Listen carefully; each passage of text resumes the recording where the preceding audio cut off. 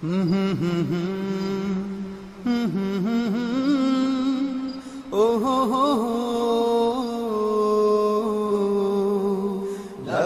اللهم لبيك لبيك لا شريك لك لبيك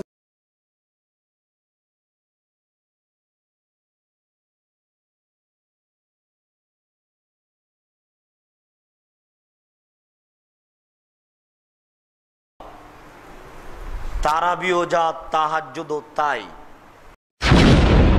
বলো, তোমার লজ্জা থাকা উচিত যে তারাবি কোনো হাদিসেই নেই। তাহাজ্জুদ তো আছে, কিয়ামুল লাইল তো আছে, কিন্তু তারাবি তো হাদিসে নেই। তো তুমি কি করে বলতে চাও যে তাহাজ্জুদ 8 রাকাত আর তারাবি 20 রাকাত? মানে মাঠে আয়েশা রাদিয়াল্লাহু তাআলা আনহাকে জিজ্ঞাসা করা হলো, তিনি বললেন রমজান এবং রমজানের বাহিরে 12 মাসই সালাত হলো 11 রাকাত। তুমি এটাকে রমজান মাসে তারাবি বলো? বলো, এটা তো পরবর্তীতে মানুষের দেওয়া নাম। কি করে তুমি বলতে পারো যে 20 রাকাত তারাবি? 20 রাকাতের হাদিস জাল। কে বলেছে ওমর রাদিয়াল্লাহু তাআলা 20 রাকাত চালু করেছে? তুমি মিথ্যা কথা বলছো, জবাব তোমাকে একদিন দিতেই হবে। তুমি মিথ্যা কথা বলছো। ওমর রাদিয়াল্লাহু তাআলা সহিহ হাদিসে 11 রাকাতই চালু করেছেন, 8 রাকাতই চালু করেছেন, 20 রাকাত নয়। 20 রাকাতের হাদিস জাল, 20 রাকাতের হাদিস জাল, 20 রাকাতের হাদিস জাল। তারাও বলছে যে 20 রাকাতের হাদিস জাল।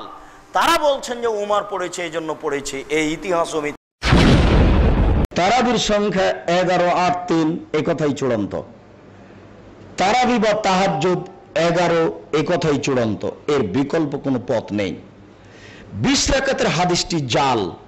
বায়হাকি বর্ণিত 3টি হাদিস আছে 20 রাকাতের, 3টি মানুষের বানানো। কাবা ঘরে এবং হলো এমন একটি সুন্নাত, যদি কেউ পড়ে সওয়াব আছে, না পড়লে অপরাধ নাই। যদ্দূর পারে পড়বে 4 রাকাত, 8 রাকাত, 10 রাকাত, 12 রাকাত, 20 রাকাত। মসজিদে নববীতে 36 রাকাত তারাবি হয়েছে। সুতরাং 20 রাকাত তারাবির পিছনে ফতোয়া না, বরং যদ্দূর পারা যায় পড়তে হবে। আর আসসালামু আলাইকুম ওয়া রাহমাতুল্লাহি ওয়া বারাকাতুহু। নাহমাদুহু ওয়া নুসাল্লি আলা রাসূলিহিল কারীম, আম্মা বা'দ।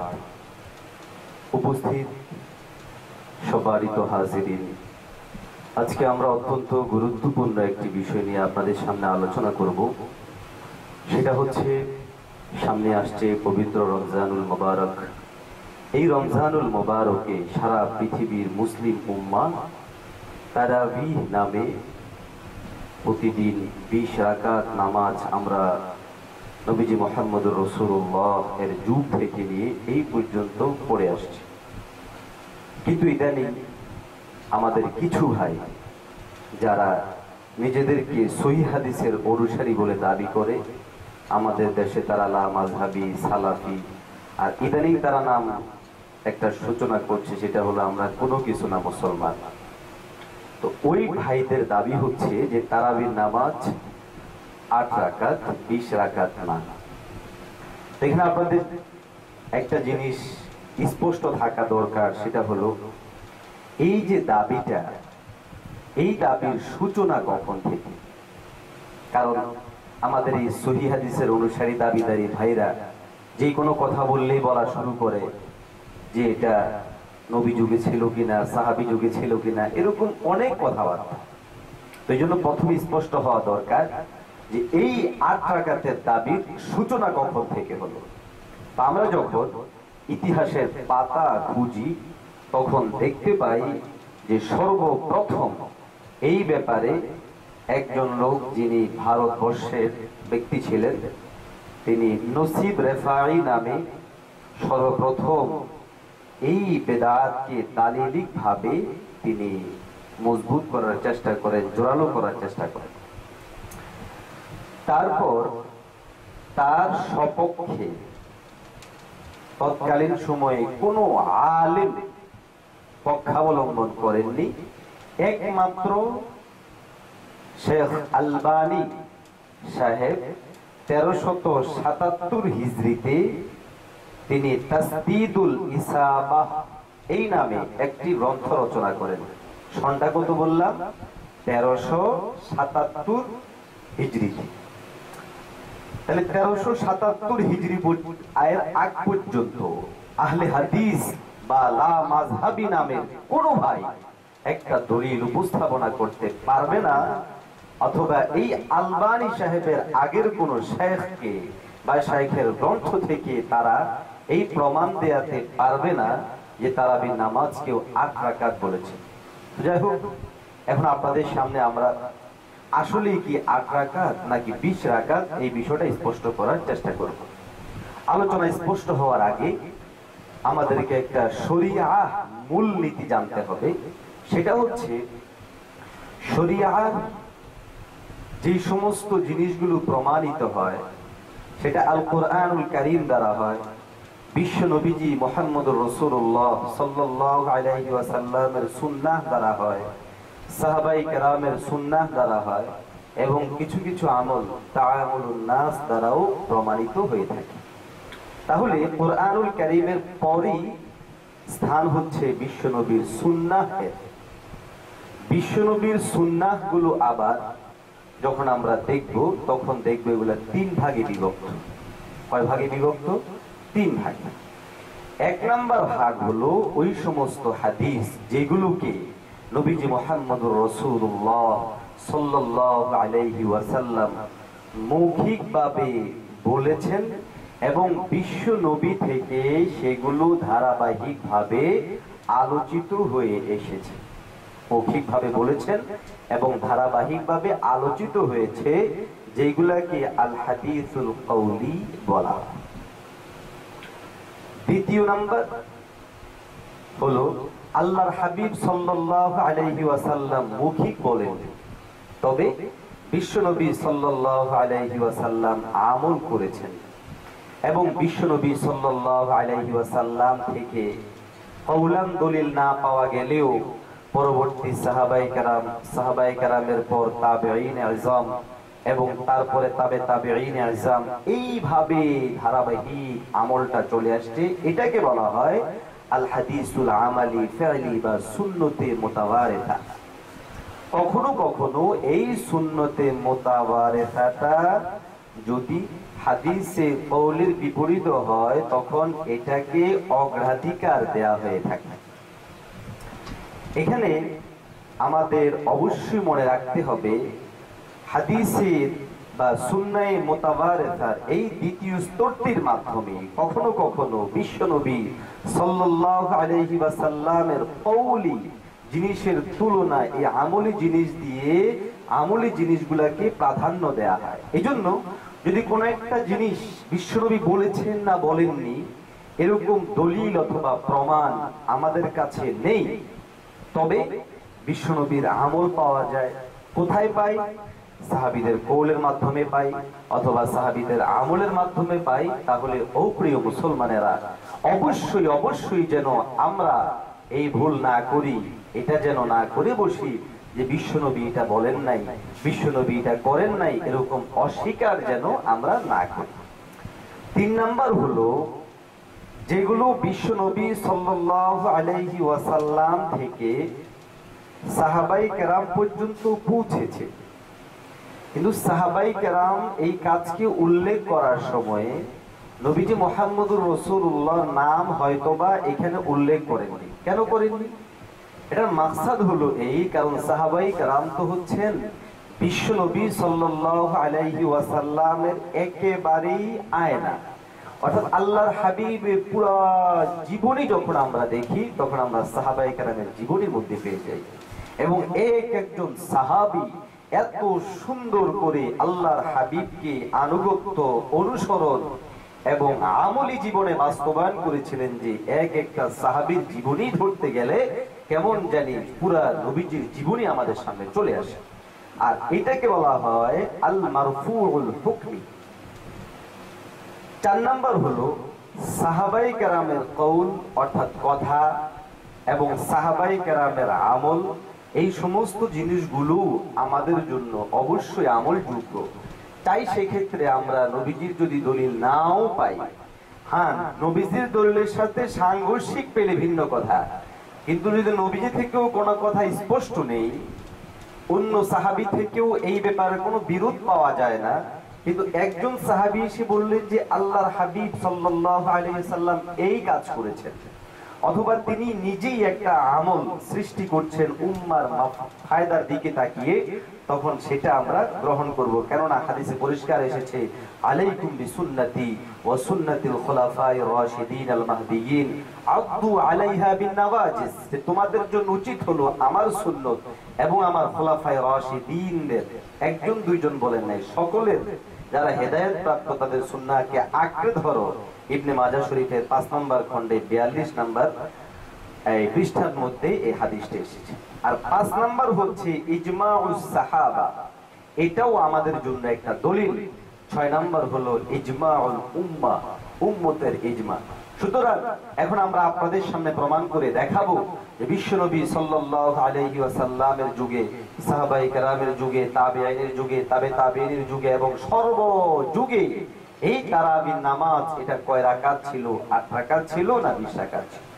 প্রথমে আপনাদেরকে বলি, যারা 8 রাকাত বলেন ওই সমস্ত ভাইদের সবচেয়ে বড় দলিল হলো মরহুম শেখ আলবানী। এই শেখ আলবানীর রচিত গ্রন্থ, যে গ্রন্থের নাম হলো সলাতুত তারাবি, এই গ্রন্থটা মূলত আরবিতে, বাংলাদেশে এটাকে অনুবাদ করা হয়েছে। তিনি এই গ্রন্থের মধ্যে সার্বিকভাবে আলোচনা করেছেন, অনুবাদ করেছেন আহসানুল্লাহ বিন সানাউল্লাহ। এটাই আমাদের আহলে হাদিস বিভিন্ন ভাইদের কাছে আমরা পেয়ে থাকি। এই হাদিসের মধ্যে তারা তাদের সপক্ষে যে দলিল নিয়ে এসেছেন, আমরা ইনশাআল্লাহ সেগুলোরও খণ্ডন করব। তো সর্বপ্রথম আমরা আমাদের পক্ষে যে সমস্ত দলিলগুলো আছে, অর্থাৎ নবী যুগে, সাহাবী যুগে, তাবী যুগে, আমরা ওই সমস্ত দলিলগুলোকে আমরা দেখে নিই। 1 নম্বর দলিল, عن عائشة رضي الله تعالى عنها قالت إن رسول الله صلى الله عليه وسلم صلى في المسجد ذات ليلة فصلى بصلاته ناس। আল্লাহর হাবিব সাল্লাল্লাহু আলাইহি ওয়াসাল্লাম, আম্মা জান আয়েশা বলেন যে আল্লাহর হাবিব সাল্লাল্লাহু আলাইহি ওয়াসাল্লাম তিনি এক রাতে লোকদের সাথে নামাজ পড়েছেন। সুম্মা সাল্লা মিনাল কাবিলা ফাকাতুরান নাস, এরপরে তিনি পরবর্তী দিনও পড়েছেন, লোকজন বেড়ে গেল। সুম্মা ইজতামাউ মিনাল লাইলাতি সালিসা, দ্বিতীয় রাতে অনেক মানুষ বেড়ে গেল। আবির রাবিআ, চতুর্থ রাতে আরো বেড়ে গেল। ফালাম ইয়াখরুজ ইলাইহিম, দ্বিতীয় আবির রাবিআ অথবা চতুর্থ রাতে আল্লাহর হাবিব সাল্লাল্লাহু আলাইহি ওয়াসাল্লাম বের হলেন না।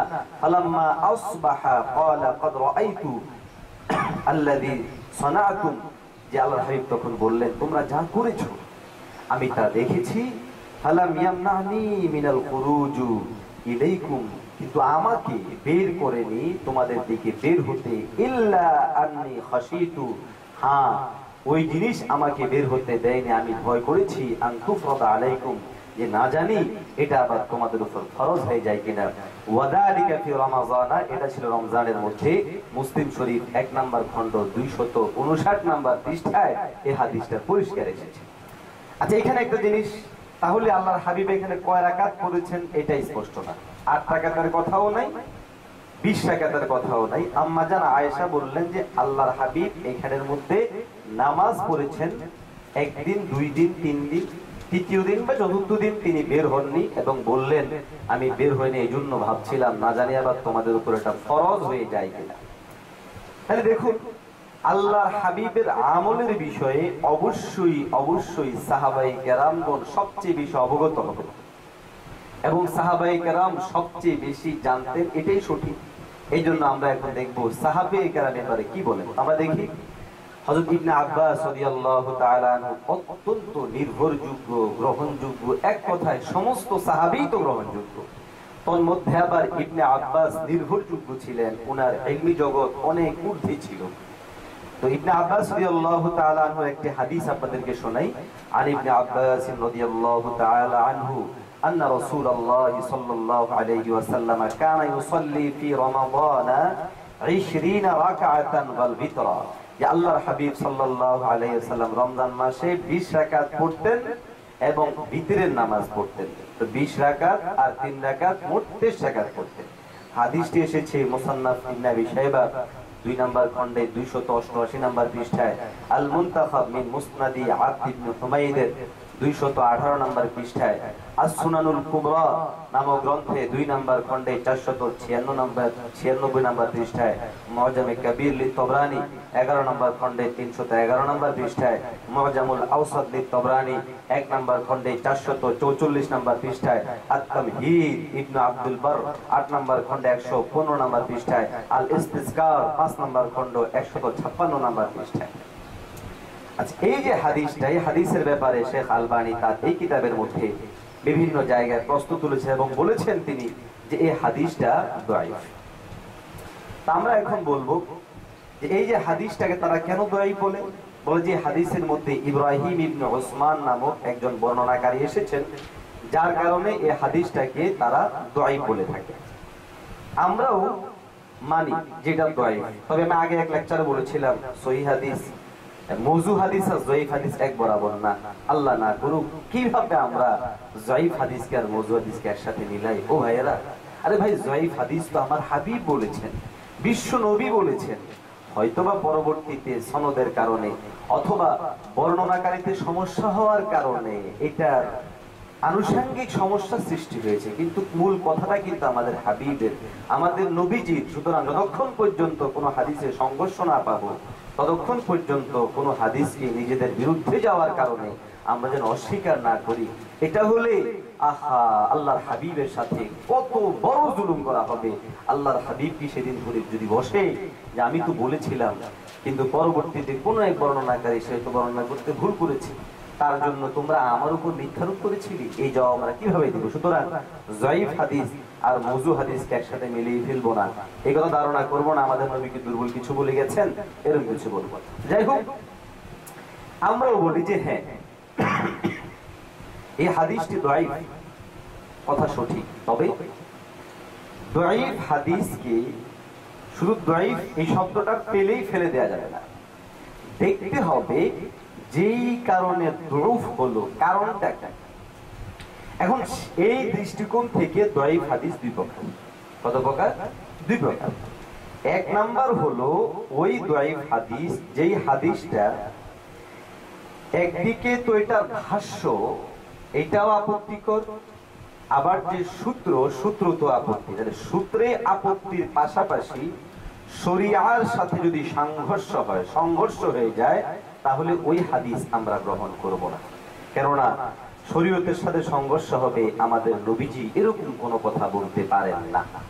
হ্যাঁ, যদি শরীয়তের সাথে সংঘর্ষ না হয়, কোন সহিহ হাদিসের সাথে সংঘর্ষ না হয়, আসলে সহিহ হাদিস বানানো সহিহ হাদিস দিয়ে নয়, আবার আসলে সহিহ হাদিসের সংঘর্ষ না হয়, সেক্ষেত্রে অবশ্যই আমরা যেন সেটা গ্রহণ করি। তো আমরা দেখি ইবনে আব্বাসের এই হাদিস, এটার বক্তব্যের মধ্যেও কোনো আপত্তি নেই, শরীয়তের কোনো সাথে সংঘর্ষ হয়ও না। এই জন্য আর এই ধরনের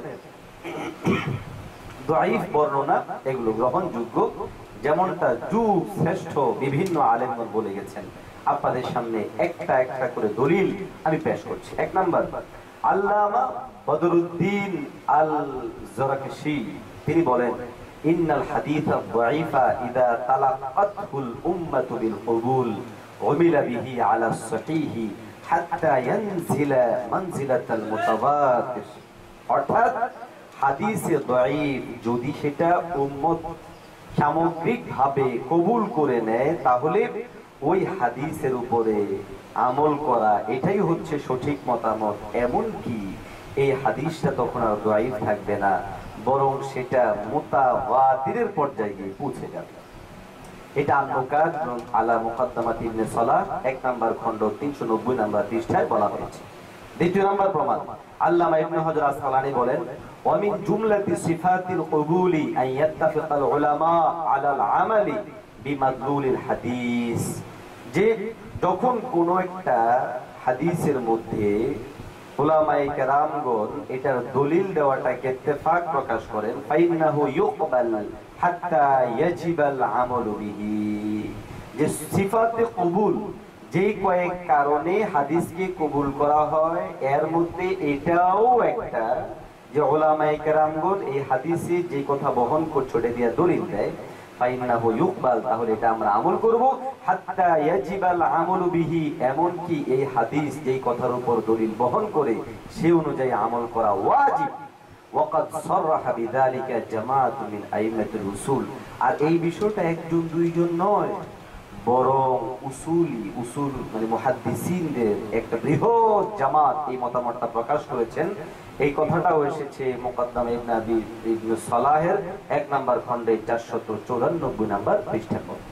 দ্বিতীয় নম্বর, আল্লামা ইবনুল কাইয়্যিম তিনার লিখিত গ্রন্থ কিতাবুর রূহের মধ্যে উল্লেখ করেন যে ফাহাদাল হাদিসু, ইবনে আব্বাসের হাদিসের ব্যাপারে পরিষ্কার বলছেন। আর ইবনুল কাইয়্যিম হলেন তিনি যাকে আহলে হাদিসরা মাননবর হিসেবে গ্রহণ করে থাকে, তিনাকে মানেন। তিনি কি বলেন দেখেন, ফাহাদাল হাদিস ওয়া ইল্লাম ইয়াসবুত ফাইত্তিসালুল আমালি বিহি ফি সাইরিল আমসার ওয়াল আ'সার, যে এই হাদিসটা যদিও বা এটা নিষ্কণ্টকভাবে প্রমাণিত না, দৌড় আছে, তবে এটা দ্বারা যেভাবে আমল ধারাবাহিক চলে আসছে সমস্ত শহরের মধ্যে, সমস্ত যুগে, মিন গায়রি নাকির, কেউ এটার উপরে কোনো অস্বীকার করে না। বললাম তো আমি 1300 শতাব্দী 1400 শতাব্দীর আগ পর্যন্ত কেউ এটার ব্যাপারে কোনো কথা বলে না। তিনি বলেন কাফিন ফিল আমালি বিহি, সুতরাং এটা অনুযায়ী আমল করার জন্য এটাই যথেষ্ট। আর রূহ গ্রন্থের 16 নম্বর পৃষ্ঠায় কথাটা এসেছে।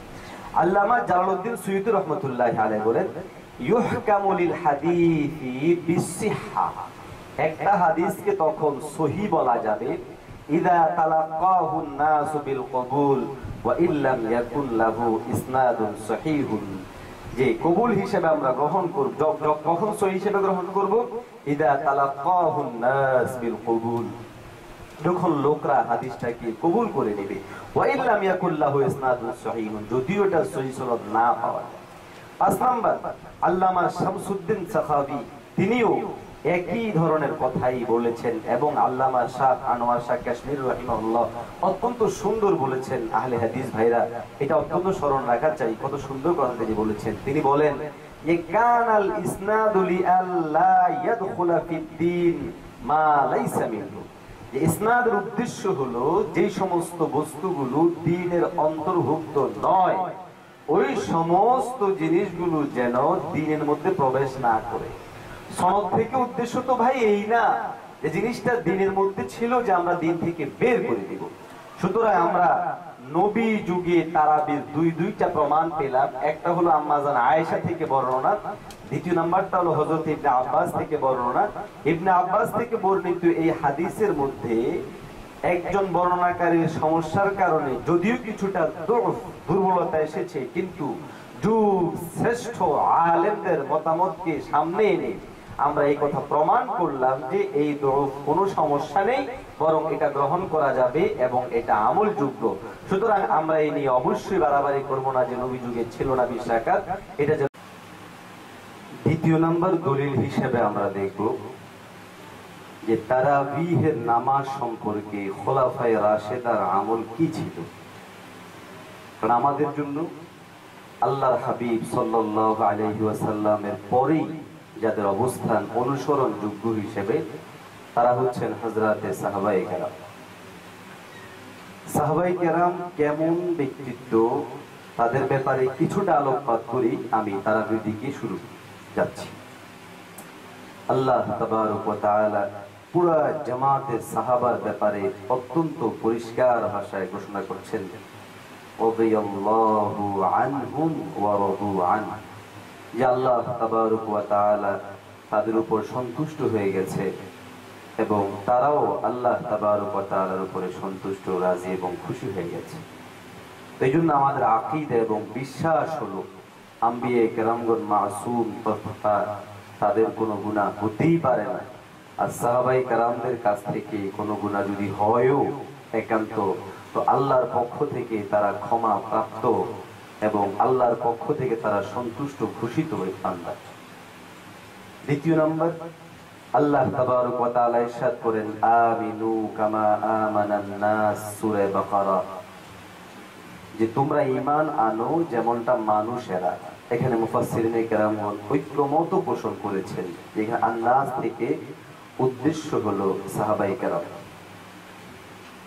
অন্য এক আয়াতে আল্লাহ তাবারক ওয়া তাআলা বলেন, ফাইন আমানু বিমিথলি মা আমাতুম বিহি ফাকাদ ইহতাদাউ, যদি তারা ঈমান আনে যেমনটা তোমরা ঈমান এনেছিলে তাহলে তারা হিদায়াত প্রাপ্ত হয়ে যাবে। আল্লাহর হাবিব সাল্লাল্লাহু আলাইহি ওয়াসাল্লাম এই জামাতে সাহাবার ব্যাপারে অত্যন্ত সুন্দর ঘোষণা করে দিয়ে গেছেন। আল্লাহর হাবিব সাল্লাল্লাহু আলাইহি ওয়াসাল্লাম বলেন, তাফাররাকা উম্মতি আলা 73 মিল্লা কুল্লুহুম ফিন-নার ইল্লা মিল্লাতুন ওয়াহিদা। ক্বালু মান হিয়া ইয়া রাসূলুল্লাহ? ক্বালা মা আনা আলাইহি ওয়া আসহাবি। তিরমিজি শরীফ 2 নম্বর খণ্ড 93 নম্বর পৃষ্ঠা।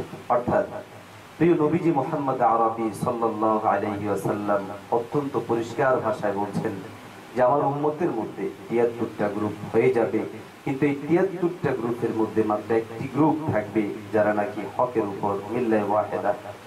আল্লাহর হাবিব সাল্লাল্লাহু আলাইহি ওয়াসাল্লামকে প্রশ্ন করা হলো, ইয়া রাসূলুল্লাহ সেই দলটি কারা? আল্লাহর হাবিব সেখানে বললেন, যেই মত এবং পথের উপর আমি আছি এবং আমার জামাতের সাহাবা আছে। সুতরাং রাসূলের হাদিস থেকেও সাহাবীদের মর্যাদা বোঝা যায়।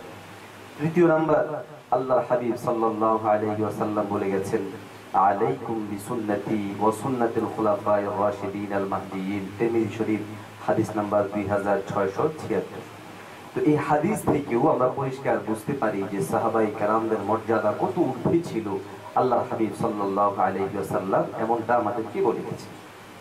তো আজকে তারাবি বিষয়ে আলোচনায় যেহেতু আমরা হযরত ওমর ইবনে খাত্তাব রাদিয়াল্লাহু তাআলা আনহুকে দলিল হিসেবে উত্থাপন করব, এইজন্য ওমর রাদিয়াল্লাহু তাআলা আনহুর মর্যাদা সম্পর্কে আমাদের জানা থাকা দরকার। না হয় অনেক সময় দেখা যায় যে আমরা অবজ্ঞাবশত তিনাকে একদিকে মানি আর একদিকে মানি না, অথবা বলে দিই যে তিনি দলিল হতে পারেন না, এরকম বলে অনেকে। আল্লাহ যারা বলে তাদেরকে মাফ করে দিই। তো যেমন ওমর রাদিয়াল্লাহু তাআলা আনহুর মর্যাদা কি পরিমাণ ছিল এটা আমাদের বুঝতে হবে। عن ابن عمر رضي الله تعالى عنه قال إن رسول الله صلى الله عليه وسلم قال إن الله جعل الحق على لسان عمر وقلبه। তিরমিজি শরীফ 3682 নম্বর হাদিস। যে তিনি বলেন, ইবনে ওমর রাদিয়াল্লাহু তাআলা আনহু বলেন, বিশ্ব নবী পরিষ্কার বলেছেন, কত সুন্দর আল্লাহর হাবিব সাল্লাল্লাহু আলাইহি ওয়াসাল্লামের এই কথা যে ওমর ইন্নাল্লাহা জাআলাল হাক্কা আলা লিসানি ওমর, যে ওমরের মুখে ওয়া কলবি এবং ওমরের অন্তরে আল্লাহ তাবারক ওয়া তাআলা হককে বানিয়ে দিয়েছে। দ্বিতীয় নম্বর, عن أبي ذر قال سمعت رسول الله صلى الله عليه وسلم يقول إن الله وضع الحق على لسان عمر يقول به।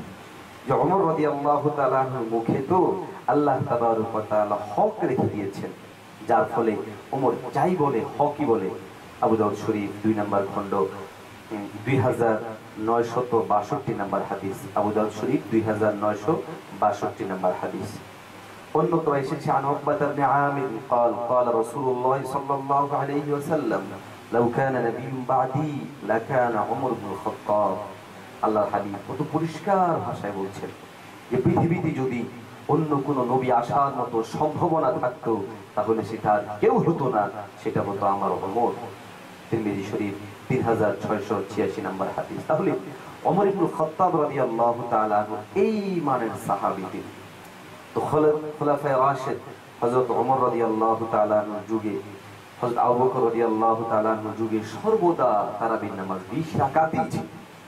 ওমর রাদিয়াল্লাহু তাআলা বিষয়টা আপনাদের সামনে পরিষ্কার করি, সেটা হলো মুয়াত্তা মালিকের মধ্যে হাদিস আসছে 442 নম্বর হাদিস।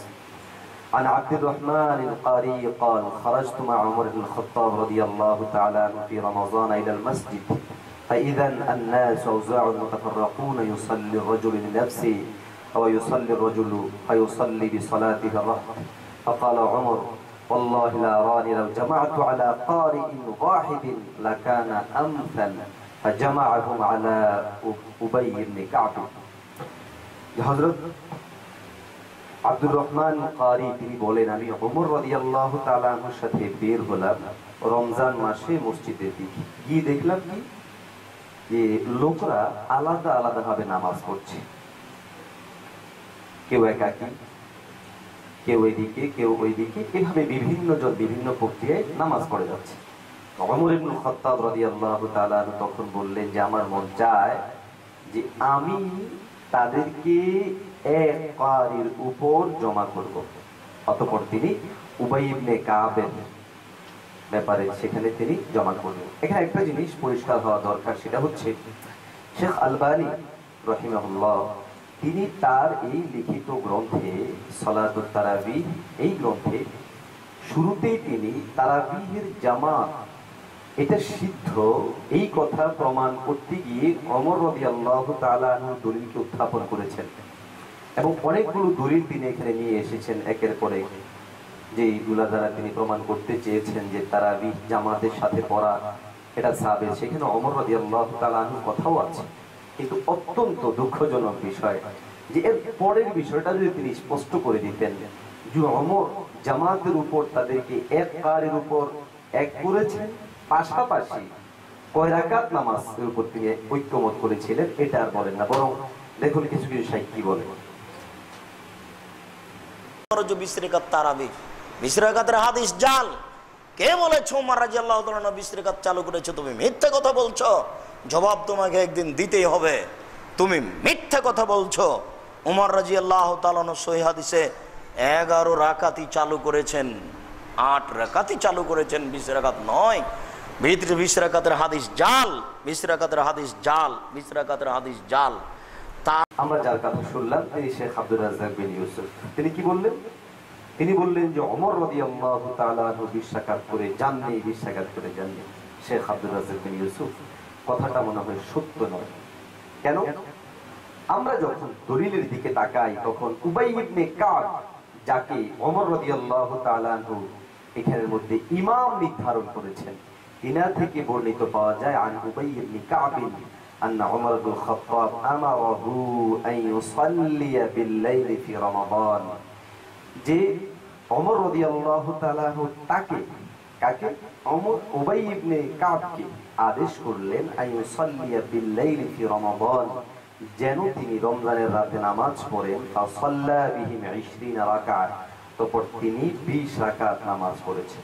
20 রাকাত 20 রাকাত বানানোর কথা নয়, বাপদাদার কথাও নয়। কানজুল উম্মাল নামক গ্রন্থের 1 নম্বর খণ্ডের 264 নম্বর পৃষ্ঠা বড় পরিষ্কার এসেছে।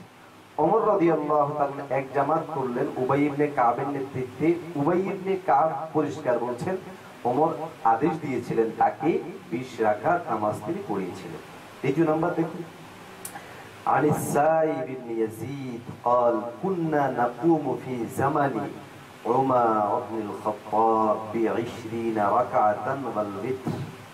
সাইব ইবনে যায়েদ তিনি বড় পরিষ্কার ভাষায় বলছেন আমরা ওমর রাদিয়াল্লাহু তাআলা আনহুর যুগে 20 রাকাত নামাজই পড়েছি, পাশাপাশি বিতিরে এবং বিতিরের নামাজ পড়েছি। বানানো কথা নয় ভাই, সাহাবায়ে কেরামের কথা। এটা আমাদের কথা হলে আপনারা হয়তো এইভাবে বলতেন বানানো, জাল বানানো না, সাহাবায়ে কেরামের কথা। যেই জামাতের ব্যাপারে আল্লাহ ঘোষণা করেছেন, নবীজি ঘোষণা করেছেন, হাদিসটি এসেছে বাইহাকি শরীফ 1 নম্বর খণ্ড 267 নম্বর পৃষ্ঠা। তাহলে সাহাবী যুগে আমরা উবাই ইবনে কাব, যাকে ওমর রাদিয়াল্লাহু তাআলা আনহু ইমাম নির্ধারণ করলেন, তারপরে হযরত সাইব ইবনে ইয়াজিদ তিনিও পরিষ্কার ভাষায় বললেন। এখন দেখি আমরা তাবিঈ যুগে কয় রাকাত নামাজ পড়া হতো। এই যখন আমরা দলিল খুঁজি তখন আমরা দেখতে পাই কয়েকটা হাদিস আপনাদের সামনে পেশ করছি। 1 নম্বর, ইয়াহইয়া ইবনে সাঈদ আন ওমর ইবনে খাত্তাব রাদিয়াল্লাহু তাআলা আনহু আমারা রাজুলান আন ইউসাল্লিয়া বিহিম 20 রাকাতান। হযরত ইয়াহইয়া ইবনে সাঈদ বলেন ওমর ইবনে খাত্তাব থেকে বর্ণনা করে যে ওমর ইবনে খাত্তাব একজন ব্যক্তিকে আদেশ করেছেন, ব্যক্তি উল্লেখ করে। তো ব্যক্তি সহজ উবাই ইবনে কাব, যে লোকদেরকে সাথে নিয়ে তিনি যেন 20 রাকাত নামাজ আদায় করেন। মুসান্নাফ ইবনে আবি শাইবা 2 নম্বর খণ্ড 393 নম্বর পৃষ্ঠা। দ্বিতীয় নম্বর দলিল আন ইয়াজিদ ইবনে রুমান قال كان الناس يقومون في زمان عمر بن الخطاب في رمضان ب23 ركعة। যে ওমর ইবনে খাত্তাব রাদিয়াল্লাহু তাআলা আনহুর যুগে লোকেরা সর্বমোট 23 রাকাত পড়ত। সহজ, 20 রাকাত হচ্ছে তারাবি, 3 রাকাত হচ্ছে ভিতরের নামাজ। মুয়াত্তা মালিক 40 নম্বর পৃষ্ঠায় এসেছে। 3 নম্বর দলিল عن عبد العزيز بن رفيع قال كان أبي بن كعب يصلي بالناس في رمضان بالمدينة 20 ركعة। হযরত আব্দুল আজিজ ইবনে রফি বলেন যে উবাই ইবনে কাব তিনি লোকদেরকে নিয়ে রমজান মাসে মদিনা শরীফে নামাজ পড়তেন 20 রাকাত। ওয়া ইউতির বিথালাত, আর বিতরের নামাজ পড়তেন 3 রাকাত। আমাদের আহলে হাদিস ভাইরা তো বিতরের নামাজ 3 রাকাত মাত্র অস্বীকার করে, অথচ পরিষ্কার ভাষা বলা আছে, আর তা বাড়ানো কথাও না, জাল কথাও না। হাদিসে এসেছে মুসান্নাফ ইবনে আবি শাইবা 2 নম্বর খণ্ড 258 নম্বর পৃষ্ঠার মধ্যে। তারপরে হচ্ছে 4 নম্বর عن محمد بن الفرضي كان الناس يصلون في زمان عمر بن الخطاب رضي الله تعالى عنه في رمضان 20 ركعة। তিনি কি বলেন যে ওমর রাদিয়াল্লাহু তাআলা আনহুর যুগে লোকেরা 20 রাকাত নামাজ পড়তেন। ইউতিলুনা ফিহাল কিরাআ, তারা এখানে কিরাআতকে অনেক লম্বা করতেন। ওয়া ইউতিরুনা বিথালাতিন, আর তারা ভিতরের নামাজ পড়তেন 3 রাকাত। কিয়ামুল লাইল মারুসি লিখিত, সেখানে 91 নম্বর পৃষ্ঠার মধ্যে এটা রয়েছে। আচ্ছা, কেউ কেউ এখানের মধ্যে হয়তো বলতে পারে যে হাদিসগুলো মুরসাল ইত্যাদি কথা। তো মুরসাল হাদিসকে শুধু আমরা মানি এটা না, আহলে হাদিসরা আমরা যেমন দেখেন শেখ ফজলুর রহমান মাদানী সাহেবের কথা,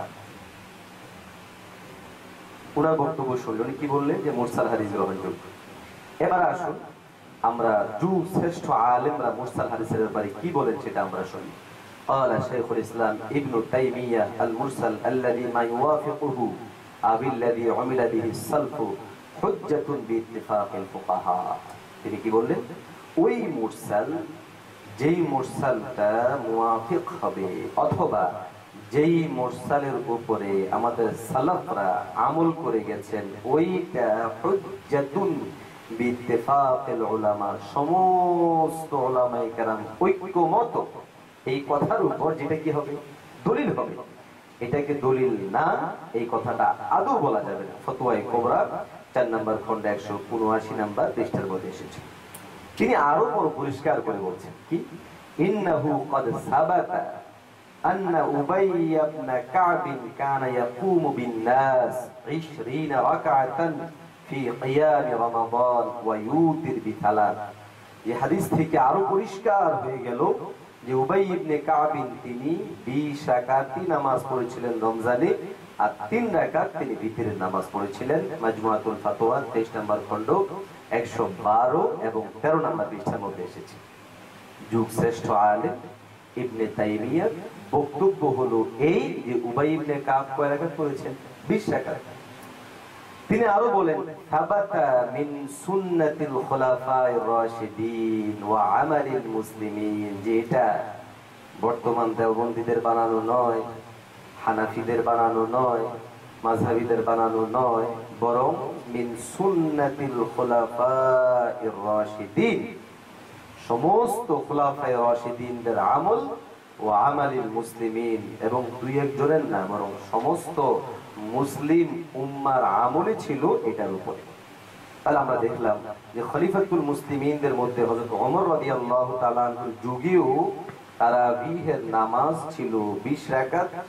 ইমাম যিনি ছিলেন উবাই ইবনে কাব, সাহাবীরা এটার উপর সাক্ষ্য দিয়েছে, তাবিঈরা এটার উপর সাক্ষ্য দিয়েছে। যদি কেউ বলতে চান যে 20 রাকাত আমরা মানি না, 8 রাকাত মানি, তাহলে কোন একজন সাহাবী, কোন একজন তাবী, কোন একজন তাবে তাবীর কথা পরিষ্কার ভাষায় এখানে আনেন যে রমজানের মধ্যে 30 রাকাত করেছিল কিনা। দ্বিতীয়ত, খলিফা হচ্ছেন হযরত ওসমান রাদিয়াল্লাহু তাআলা আনহু, তিনার খেলাফত আমলেও তারাবির নামাজ 20 রাকাতই পড়া হতো। দলিল عن سائب بن يزيد رضي الله تعالى عنه قال كانوا يقومون على عهد عمر بن الخطاب في شهر رمضان ب20 ركعة। যে লোকরা ওমর ইবনে খাত্তাবের যুগে 20 রাকাত নামাজ পড়তেন। وكانوا يقرؤون بالمئين وكانوا يتوكؤون على عصيهم في عهد عثمان من شدة القيام। তারা কি বললেন যে প্রথম এই তারাবির নামাজ 20 রাকাত পড়তেন ওমর রাদিয়াল্লাহু তাআলা আনহুর আমলে, এবং শতাধিক আয়াত বিশিষ্ট আয়াত সূরা যেগুলো সেগুলো পড়তেন। ওসমান রাদিয়াল্লাহু তাআলা আনহুর সময়ে দীর্ঘ সময় দণ্ডায়মান থাকার কারণে তাদের অনেকে লাঠির মধ্যে ভর করে দিয়ে থাকতেন।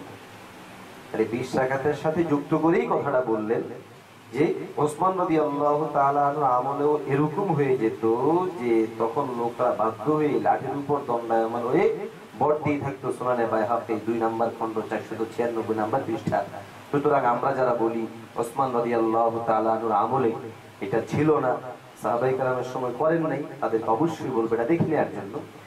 আচ্ছা, চতুর্থ নাম্বার হযরত আলী রাদিয়াল্লাহু তাআলা আনহুর খেলাফত আমল যদি এখন আমরা বিবেচনা করি, তখন দেখব হযরত আলী রাদিয়াল্লাহু তাআলা আনহু তদানীন্তন কালে 20 রাকাতের জন্যই আদেশ দিয়েছিলেন। যেমন عن عبد الرحمن السلمي قال عن علي رضي الله تعالى عنه قال دعا القراء في رمضان فأمر منهم رجلا يصلي بالناس 20 ركعة খলিফাতুল মুসলিমিন আলী রাদিয়াল্লাহু তাআলা আনহু তিনি একজন কারি সাহেবকে বললেন যেন তিনি লোকদেরকে নিয়ে 20 রাকাত পড়ে, 20 রাকাতান 20 রাকাত পড়ে। قال وكان علي يوتر بهم, বলেন যে হযরত আলী রাদিয়াল্লাহু তাআলা আনহু সেই ক্ষেত্রে বিতরের নামাজটা পড়াইতেন আলী রাদিয়াল্লাহু তাআলা আনহু। এটা আছে সুনানে বাইহাকী 2 নম্বর খণ্ড 496 নম্বর পৃষ্ঠার মধ্যে। হযরত আবুল হাসানা তিনি বলেন যে আন আবিল হাসানা আন আলিয়ান আমারা রাজুলান ইউসাল্লি বিহিম ফি রমাযান 20 রাকাত। তিনি বলেন যে আলী রাদিয়াল্লাহু তাআলা একজনকে আদেশ করেছেন যেন তিনি কত রাকাত পড়েন, 20 রাকাত। মুসান্নাফ ইবনে আবি শাইবা 2 নম্বর খণ্ড 393 নম্বর পৃষ্ঠার মধ্যে হাদিসটা এসেছে।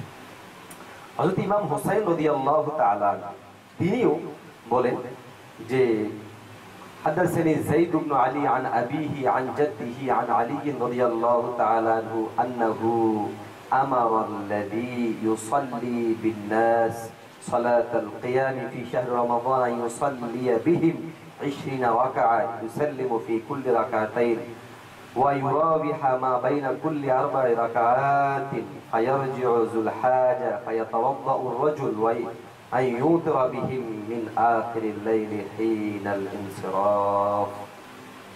পরিষ্কার ভাষায় বলছেন এখানে যে হযরত আলী রাদিয়াল্লাহু তাআলা আনহু যেই ইমামকে রমজানে তারাবি পড়ানোর নির্দেশ দিয়েছিলেন তাকে বললেন সে যেন লোকদেরকে 20 রাকাত তারাবিহের নামাজ পড়ায় এবং প্রতি 2 রাকাত পর পর যেন সে সালাম ফেরায়, ইউসাল্লিম ফি কুল্লি রাকাতাইন, প্রত্যেক 2 রাকাত পর পর যেন সে সালাম ফিরায় এবং প্রতি 4 রাকাতে যেন বিরতি দেয়। ইউরাবিহু মা বাইনা কুল্লি 4 রাকাত, কেন বিরতি দিবে? ফায়ারজিউ যুল হাজা, এতে কারো প্রয়োজন হলে তারা হাজত সেরে আসবে আর কারো ওজুনা দিতেন। মুসনাদে আহমদ, মুসনাদ ইমাম যায়েদ রাহিমাহুল্লাহ 139 নম্বর পৃষ্ঠার মধ্যে কথাটা পরিষ্কার এসেছে। তাহলে আমরা হযরত ওমর, হযরত আলী, হযরত ওসমান রাদিয়াল্লাহু তাআলা প্রত্যেকের যুগেই এই কথাটা পেলাম যে তারাবিহের নামাজ 20 রাকাত ছিল। এখন আসুন, সমস্ত সাহাবায়ে কেরামগণের উপর ইজমা ছিল তথা সামগ্রিকভাবে তাদের কর্মপদ্ধতি ছিল। আপনি যদি বলেন কোন শহরে হয়েছে, না, আপনি বিরোধিতা না করা এটাও একটা ইজমা। কোন সাহাবী থেকে এটা বিরুদ্ধ মতামত পাওয়া যায় না, এটাই ইজমা। আমার কথা না, দেখুন এখানে বর্ণনা এসেছে। আমাস বলেন কানা ইবনে মাসউদ ইউসাল্লি 20 রাকাতান ওয়া ইউতির বিথালাত, জি ইবনে মাসউদ রাদিয়াল্লাহু তাআলা আনহু তিনি 20 রাকাত নামাজ পড়তেন আর বিতরের নামাজ পড়তেন 3 রাকাত। কিয়ামুল লাইল পৃষ্ঠা নাম্বার হচ্ছে 157। মোল্লা আলী কারি রাহমাতুল্লাহি আলাইহি কি বলেন শুনেন, আজমা আস-সাহাবা আলা আন্না তারাবিহ 20 রাকাত।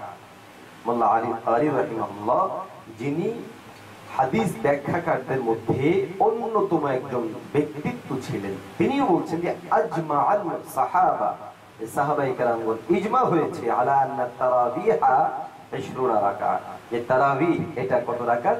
20 রাকাত। মিরকাত নামক গ্রন্থে 3 নম্বর খণ্ডে 194 নম্বর পৃষ্ঠায় তিনি হাদিসটা পরিষ্কার ভাষায় নিয়ে এসেছেন।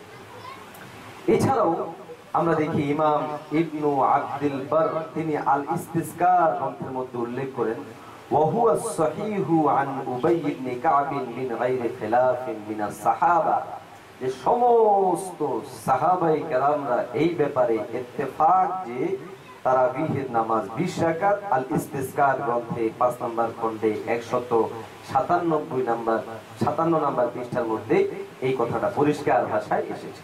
হযরত ইমাম ইবনু কুদামা মাকদিসি রাহিমাহুল্লাহ তিনি বলেন মা ফাআলাহু উমর ওয়া আজমা আলাইহি সাহাবা ফি আসরিহি আওলা বিল ইত্তিবাই, যে ওমর রাদিয়াল্লাহু তাআলা আনহু যা করেছেন এবং তার খেলাফতকালে অন্যান্য সাহাবীগণ যেই ব্যাপারে ইজমা হয়েছেন আওলা বিল ইত্তিবা, সেটাই হচ্ছে উত্তম, আমাদের অনুসরণের জন্য অধিক উপযুক্ত।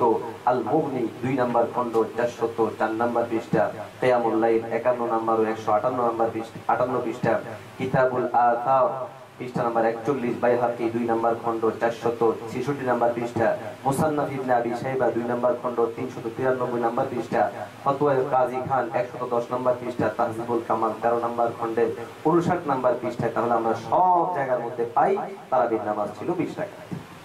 এবার আসুন আইম্মায়ে সালাফ, ওনারাও এই ব্যাপারে ইজমা হয়েছে যে তারাবির নামাজ এটা 20 রাকাতের চেয়ে কম হয়। দলিল শেখুল ইসলাম ইবনে তাইমিয়া রাহিমাহুল্লাহ এর দলিল আপনাদেরকে উত্থাপন করছি। তিনি বলেন ইন্নাহু ক্বাদ তাবাতা, এটা একটা প্রমাণিত বিষয় কি ফারা কাসীরুম মিনাল উলামা আন্না যালিকা হুয়া সুন্নাহ লিআন্নাহু আকামাহু বাইনাল মুহাজিরিন ওয়াল আনসার ওয়া লাম ইউনকিরহু মুনকিরুন, যে উবাই ইবনে কাব রমজানে তারাবি লোকদেরকে নিয়ে 20 রাকাতই পড়তেন এবং 3 রাকাত বিতির পড়তেন, তাই বহু আলেমের সিদ্ধান্ত ফারা কাসীরুম মিনাল উলামা আন্না যালিকা হুয়া সুন্নাহ, উলামায়ে কেরাম এটাই সম্মত হয়েছে এটাই সুন্নাহ, কেননা উবাই ইবনে কাব মুহাজির এবং আনসার সাহাবীগণের উপস্থিতিতে 20 রাকাত পড়িয়েছেন এবং কেউ তাতে আপত্তি করে নাই। মাজমুআতুল ফাতোয়া 23 নম্বর খণ্ড 112 এবং 13 নম্বর পৃষ্ঠা। ইমাম জাবিদি রাহিমাহুল্লাহ বলেন ওয়াবিল ইজমা'আল্লাযী ওয়াকা'a ফি জামানি উমর রাদিয়াল্লাহু তাআলা আনহু আখাযা আবু হানিফা ওয়ান নববী ওয়াশ শাফিঈ ওয়াল জামহুর ওয়াখতারাহু ইবনু আব্দুল বার, এই যে জিনিসটা এটা সকলেই তো গ্রহণ করেছে যে আল ইজমা'উল্লাযী ওয়াকা'a, ওই ইজমা যা পতিত হয়েছে এই যুগে নয়, হানাফিরা করেনি, দেওবন্দীরা করেনি, বরং সাহাবায়ে কেরাম করেছিলেন, ওমর রাদিয়াল্লাহু তাআলা আনহু করেছিলেন, সেটার উপর কথা গ্রহণ করেছেন আবু হানিফা, নববী, শাফি, জমহুর এবং ইবনু আব্দুল বার তিনিও এটাই গ্রহণ করেছেন। এটা এসেছে ইতহাফুস সাদাতিল মুত্তাকিন 3 নম্বর খণ্ডে 422 নম্বর পৃষ্ঠায়। ইমাম আবু বকর কাসানি রাহিমাহুল্লাহ তিনি অত্যন্ত সুন্দর বলেছেন, তিনি বলেন ওয়াসহিহু قول عامة العلماء لما روي أن عمر رضي الله تعالى عنه جمع أصحاب رسول الله صلى الله عليه وسلم في شهر رمضان, যে হযরত ওমর রাদিয়াল্লাহু তাআলা আনহু জামাতের সাহাবাকে তিনি ঐক্যমত করেছিলেন কিসের উপর, আলা উবাই ইবনে কাব, উবাই ইবনে কাব রাদিয়াল্লাহু তাআলা আনহুর ইমামতিতে একত্রিত করেছিলেন। ফাসাল্লা বিহিম ফি কুল্লি লাইলাতিন 20 রাকাতান, তিনি প্রত্যেক রাতে 20 রাকাত করেছেন। ওয়ালাম ইউনকির আলাইহি আহাদুন, কেউ তাতে দ্বিমত পোষণ করে নাই। ফায়াকুনু ইজমাআন মিনহুম আলা যালিকা, সুতরাং এটার উপরে ইজমা হয়েছে, এটাই হচ্ছে পরিষ্কার করো কথা। সুতরাং আমরা আশা করব এটা এসে বাদায়ুস সানায়ে 1 নম্বর খণ্ডে 644 নম্বর পৃষ্ঠার মধ্যে। এখানে আসুন আমরা আহলে হাদিস বন্ধুগণ যে সমস্ত দলিল দিয়ে থাকে ওনাদের সবচেয়ে বড় প্রমাণ হচ্ছে শেখ নাসিরউদ্দিন আলবানীর এই সালাতুত তারাবিহ নামক কিতাব। আর প্রথমে একটা চ্যালেঞ্জ দিয়ে রাখি, শেখ নাসিরউদ্দিন আলবানী সাহেব এই কথা বলার আগে কোনো ইমাম, কোনো ফকিহ, কোনো মুজতাহিদ, কোনো মুফাসসির কেউ এই কথা বলেননি তারাবির নামাজ 8 রাকাত, একমাত্র আলবানী সাহেব বলেছেন। তাও ওই আরেক আহলে হাদিসকে সাপোর্ট করতে গিয়ে কিতাব লিখে 1300 শতাব্দীর পর 1400 শতাব্দীর মধ্যে। এখন আসেন তিনার দলিলগুলো আমরা প্রথমে আপনাদের সামনে উপস্থাপনা করছি। 1 নম্বর হাদিস, এই হাদিসটি এসেছে তিনি এখানে নিয়ে এসেছেন, তিনি বলেন যে আন আবি সালামা ইবনে আব্দুর রহমান আন্নাহু সাআলা আয়েশা রাদিয়াল্লাহু তাআলা আনহা কাইফা কানাত সালাতু রাসূলিল্লাহ ফি রমাজান, যে রমজান মাসে নবীজির নামাজ কেমন ছিল। রমজান মাসে নবীজির নামাজ কেমন ছিল এটা আম্মা জান আয়েশা রাদিয়াল্লাহু তাআলা আনহাকে প্রশ্ন করা হলো। فقالت ما كان رسول الله يزيد في رمضان ولا في غيره على 11 ركعة। আল্লাহর হাবিব সাল্লাল্লাহু আলাইহি ওয়াসাল্লাম তিনি রমজান এবং রমজান ব্যতীত অন্য মাসে 11 রাকাতের বেশি পড়েন নাই। আরবাআন فلا تسأل عن حسنهن وطولهن ثم يصلي أربعا। আল্লাহর হাবিব সাল্লাল্লাহু আলাইহি ওয়াসাল্লাম 4 রাকাত পড়ছেন, এরপরে তোমরা এটার সৌন্দর্য সম্পর্কে আমাকে প্রশ্ন করো না, দীর্ঘতা শুনে অবাক হয়ে যেও না। তারপর 4 রাকাত পড়তেন, তার সৌন্দর্য দীর্ঘতা শুনে তুমি অবাক হয়ে যেও না। তারপর তিনি 3 রাকাত পড়তেন। এটা হলো তাদের 1 নাম্বার হাদিস। এই হাদিসের ব্যাপারে আমাদের আলোচনা। 1 নাম্বার শ্রোতা মণ্ডলী, আপনারাই শুনলেন, এখানে হাদিস শব্দ আমি আবারও বলছি। আমাদের আসে কি বললেন? কানা মা কানা রাসূলুল্লাহ সাল্লাল্লাহু আলাইহি ওয়াসাল্লাম ইয়াজিদু ফি রমাদানা ওয়ালা ফি গায়রিহি। নবীজি রমজানে এবং রমজানের বাহিরে আলা 11 রাকাতান 11 রাকাতের বেশি পড়েন নাই। তাহলে এবার বলেন, তারাবির নামাজ কি রমজানে পড়ে না রমজানের বাহিরেও পড়ে? রমজানের বাহিরে কোনো তারাবির নামাজ নেই, তাহলে বোঝা যায় নিশ্চয়ই এই হাদিসটা তারাবির ব্যাপারে ছিল না। আর এটা শুধু আমাদেরই বানানো কথা না, বরং আমরা বলি যে এই হাদিসটা কি ব্যাপারে। এর আগে বর্তমান আহলে হাদিসরা কি বলে তা শুনেন শেখ আব্দুর রাজ্জাক বিন ইউসুফের কণ্ঠে। তারাবি তাহাজ্জুদ একটাই সালাত, তারাবিও যা তাহাজ্জুদও তাই, চ্যানেল হাতে থাকা। তিনি কি বললেন? তারাবিহের নামাজ তাহাজ্জুদের নামাজ একই নামাজ, দুটোর মধ্যে কোনো পার্থক্য নেই। তার মানে তারা কি করলেন? তারাবি এবং তাহাজ্জুদকে এক বানিয়ে ফেললেন। আসলে কি তারাবি এবং তাহাজ্জুদ এক? আমরা বলি যে এই হাদিসটার 1 নম্বর উত্তর হলো এটা তারাবিহের ব্যাপারে নয়, বরং এটা তাহাজ্জুদের ব্যাপারে। প্রমাণ যেহেতু বলেছেন যে তিনি রমজানে এবং রমজানের বাহিরে এই নামাজ পড়তেন, তাহলে রমজানের বাহিরে তো তারাবি পড়ার যুক্তি আসে না, তাহলে এটা তারাবির ব্যাপারে নয়, যেমনটা শেখ আব্দুর রাজ্জাক বিন ইউসুফ মেনে নিলেন। দ্বিতীয় নাম্বার হলো সাহাবাগণ এই পর্যন্ত কেউ এই হাদিসটাকে তারাবিহের নামাজের ব্যাপারে প্রয়োগ করেন নাই। তাহলে আপনারা দেখেন একজন সাহাবী যার কাছ থেকে আমাদের আয়েশা বলেছেন সেটা অস্পষ্ট কথা, স্পষ্ট কথা না। এখানে তিনি বলছেন তিনি ভিতরে বাহিরে 11 রাকাত পড়তেন, কিন্তু সেটা তারাবিহ কিনা কিয়ামুল লাইল কিনা পরিষ্কার না, বরং পরিষ্কার হচ্ছে যেটা তারাবি না এর উপর। আর মেনুল আব্দুর রাজ্জাক বিন ইউসুফ যে তারাবি এবং তাহাজ্জুদ এক নামাজ।